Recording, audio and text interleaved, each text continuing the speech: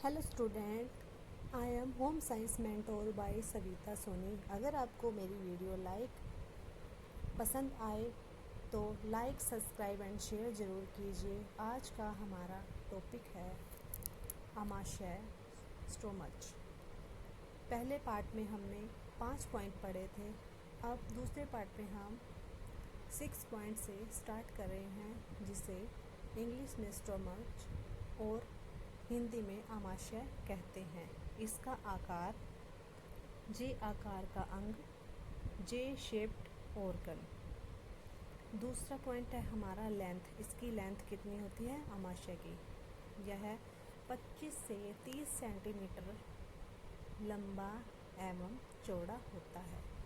तीसरा पॉइंट है हमारा क्षमता, कैपेसिटी। 1 से 1.5 लीटर इसकी क्षमता होती है। फिर पार्ट यानी भाग। इसमें 3 भाग होते हैं, जैसे कि हम डायग्राम में देख रहे हैं कि डायग्राम में 3 हैं। एक तो है कार्डियक, दूसरा है फंड्स, तीसरा है पाइलोरिक। ये 3 पार्ट है इसके। हिंदी में इसको भाग और इंग्लिश में इसको पार्ट बोलते हैं। फिर हमारा नेक्स्ट है गैस्ट्रिक रस। इसमें आमाशय में गैस्ट्रिक रस बनता है।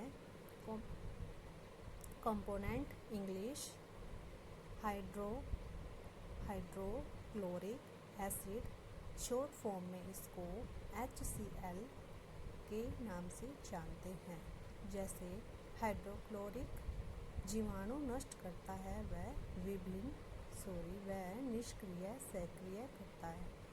जीवाणु नष्ट करता है, वह निष्क्रिय सक्रिय करता है। दूसरा पेप्सिन। पेप्सिन का क्या कार्य है? पेप्सिन प्रोटीन को पेप्टोन में बदलता है। प्रोटीन को पेप्टोन में बदलता है। तीसरा है हमारा रेनिन। रेनिन इन्फेंट्स, इसका कार्य है दूध को जमाता है। चौथा है हमारा म्यूकस। आमाशय की दीवार की सुरक्षा करता है। म्यूकस यानी हिंदी में म्यूकस को बलगम कहते हैं, जो चिपचिपा पदार्थ होता है। और 5वां है हमारा डाइजेशन। डाइजेशन प्रोटीन पाचन की शुरुआत आमाशय में होती है और यहाँ कोई एंजाइम्स नहीं बनता है। इसमें किसी प्रकार का कोई एंजाइम नहीं बनता है। नेक्स्ट है हमारा यह रेनिन दूध को जमाता है। म्यूकस आमाशय की दीवार की सुरक्षा करता है। Digestion protein digestion start in stomach. फिर हमारा है पाचन। प्रोटीन पाचन की शुरुआत आमाशय में होती है। प्रोटीन पाचन की शुरुआत आमाशय में होती है। 7 पॉइंट है हमारा छोटी आंत, स्मॉल इंस्टेंटाइन लेंथ। लगभग 6 मीटर लंबा होता है ये। और इसमें डायामीटर क्या होता है इसका? 2.5 से 3 सेंटीमीटर। इसके क्या क्या पार्ट होते हैं? इसमें होता है डुओडेनम, जेजुनम और इलियम। और छोटी आंत के कार्य क्या होते हैं? छोटी आंत के कार्य फंक्शंस ऑफ स्मॉल इंटेस्टाइन। भोजन का पूर्ण पाचन करना। दूसरा है पोषक तत्वों का अवशोषण करना, यानी कि भोजन का पूर्ण पाचन इसमें होता है और पोषक तत्वों का अवशोषण करता है। फिर है विली क्या होता है?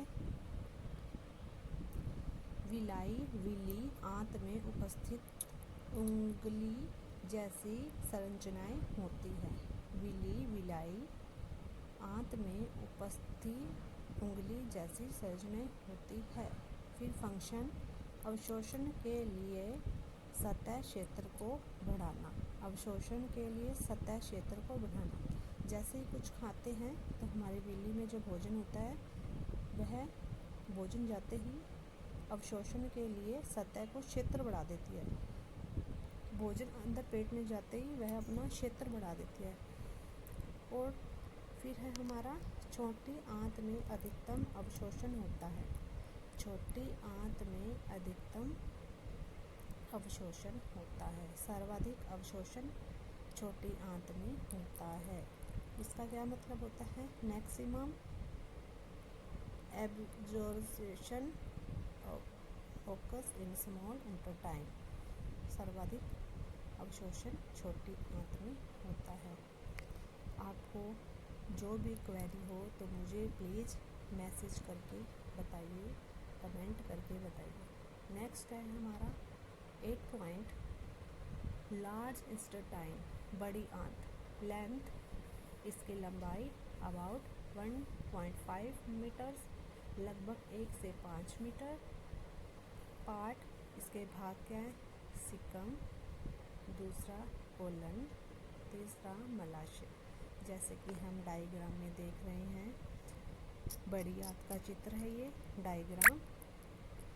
फर्स्ट पॉइंट में सिकम लिखा हुआ है और सेकंड में कोलन लिखा हुआ है और थर्ड में मलाशय। मलाशय का अर्थ होगा जहाँ से मल त्यागते हैं उसे मलाशय, रिक्टम कहते हैं। और इसके कार्य फंक्शन क्या होते हैं? पहला, जल का अवशोषण। बड़ी आंत में पानी शरीर में अवशोषित होकर मल को ठोस बनाता है। पानी, जब हम पानी पीते हैं तो हमारे द्वारा पिया गया पानी हमारे भोजन में मिलता है और उसे मिलकर अवशोषित होकर मल को ठोस बनाता है। मल मैंने वेस्टेज, वेस्ट। और सेकंड पॉइंट है हमारा खनिजों का अवशोषण। खनिज लवण शरीर में वापस अवशोषित हो जाते हैं। खनिजों का अवशोषण, हमारे जो भी हम ग्रहण करते हैं, चाहे कार्बोहाइड्रेट, खनिज और वसा, प्रोटीन, खनिज लवण शरीर में वापस अवशोषित हो जाते हैं, वापस अवशोषित हो जाते हैं। तीसरा पॉइंट है हमारा बैक्टीरिया विटामिन के व बी बनाते हैं। बड़ी आंत में बैक्टीरिया विटामिन के व बी बनाते हैं। आंतों में रहने वाले बैक्टीरिया विटामिन के और कुछ विटामिन बी समूह बनाते हैं। अब इसका डाइजेशन इंग्लिश में डाइजेशन और हिंदी में इसको पाचन बोलते हैं। कोई पाचन नहीं होता बड़ी आंत में, नो डाइजेशन ऑकर्स, कोई पाचन नहीं होता। इम्पोर्टेंस पॉइंट, इसका इम्पोर्टेंस पॉइंट है सर्वाधिक अवशोषण बड़ी आंत में होता है। इम्पोर्टेंस इसका सर्वाधिक अवशोषण बड़ी आंत में होता है। Maximum absorption occurs in large intestine. हमने आज बड़ी आंत के बारे में डिटेल से पढ़ा है। अगर आपको मेरी वीडियो अच्छी लगे तो please like, subscribe and share ज़रूर कीजिएगा और कमेंट करके बताएं आपको कैसा लगा। नेक्स्ट पॉइंट है हमारा मलाशय और गुद्दा, जिसे इंग्लिश में विक्टम एंड एनिस, इंग्लिश में एनिस बोलते हैं। अब है मलाशय। इसके कार्य क्या है? मल को अस्थायी रूप में संग्रहित करता है। इसके कार्य है मल को अस्थायी रूप से संग्रहित करते हैं। गुद्दा एनस कंट्रोल्स डेफिकेशंस। कार्य, मल त्याग को नियंत्रण करता है। इसके कार्य क्या है? मल त्याग को नियंत्रण करता है। अब डायग्राम में आप देखिए कि किस भाग को मलाशय एंड किस भाग को गुद्दा बोलते हैं। मलाशय में वेस्ट मटेरियल और गुद्दा मैंने जहाँ से गुद्दा द्वार, जहाँ से मल त्यागते हैं उसे गुद्दा बोलते हैं। अब हमारा समरी। समरी का अर्थ होता है छोटा, छोटा रोग। समरी में हम देख रहे हैं मलाशय विक्टिम। मलाशय मल को अस्थायी रूप से संग्रहित करता है। मलाशय मल को अस्थायी रूप से संग्रहित करता है, मल त्याग को नियंत्रण करता है। हमारा नेक्स्ट है 10 लीवर यानी कि यकृत। इसका वजन वेट 1.2 से 1.5 kg किलोग्राम होता है। शरीर की सबसे बड़ी ये ग्रंथि होती है, सबसे बड़ी शरीर की ग्रंथि यकृत होती है। इसमें पित्तरस पाइल जूस बनता है। और तीसरा पॉइंट है महत्वपूर्ण तथ्य है, पित्तरस में एंजाइम्स नहीं होता है। सबसे इम्पोर्टेंट, पित्तरस में एंजाइम्स नहीं होता है। और यकृत के कार्य क्या होते हैं? वसा का हिमलीसीकरण। पित्त वसा को छोटे छोटे कणों में तोड़कर पाचन में सहायता करता है। सेकंड है हमारा स्टोरेज ऑफ ग्लाइकोजन संग्रहण। ग्लाइकोजन के रूप में ऊर्जा को संग्रहित करता है। तीसरा है हमारा विषहरण। रक्त से वशीले पदार्थों को हटाकर शरीर को सुरक्षित करता है। चौथा पॉइंट है हमारा विटामिन ए डी के का भंडारण। Storage of vitamin A D के।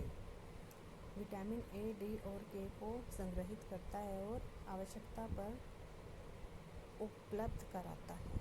और इसके याद रखने मेन हेडिंग होगी ये कि लीवर शरीर की सबसे बड़ी ग्रंथि होती है। मेन पॉइंट इसका याद रखने के लिए। और दूसरा, पित्तरस में एंजाइम्स नहीं होते हैं। पित्तरस में कोई भी प्रकार का एंजाइम्स नहीं होता है। लीवर की सबसे बड़ी ग्रंथि यकृत होती है। लीवर की सबसे बड़ी ग्रंथि यकृत होती है। इंग्लिश में इसको लीवर कहते हैं। और यकृत लीवर के हम देख रहे हैं डायग्राम, आप सबको दिख रहा है डायग्राम। तो लीवर के डायग्राम में हम देखते हैं इसमें 2 पाइप्स होती है, जिसे दायां खंड और बायां खंड कहते हैं। 2 आपको दिख रही है, 2 पाइप्स है इसमें, दायां खंड और बायां खंड। और इसमें पित्ताशय है। पित्ताशय के नीचे ग्रीन में ये पित्तरस होता है इसमें, जो हम जैसे ही खाना ग्रहण करते हैं तो यह यकृत में पित्त एक रस होता है जो हमारे भोजन में ये यकृत के द्वारा छोड़ा जाता है, पित्त नलिका के द्वारा। इसमें चौथा पॉइंट देखो, पित्त नलिका से पित्तरस हमारे खाने में मिल जाता है, जिससे हमारा भोजन तुरंत क्रिया करता है, अवशोषण होता है। यह है हमारा 10 पॉइंट लीवर यानी कि यकृत।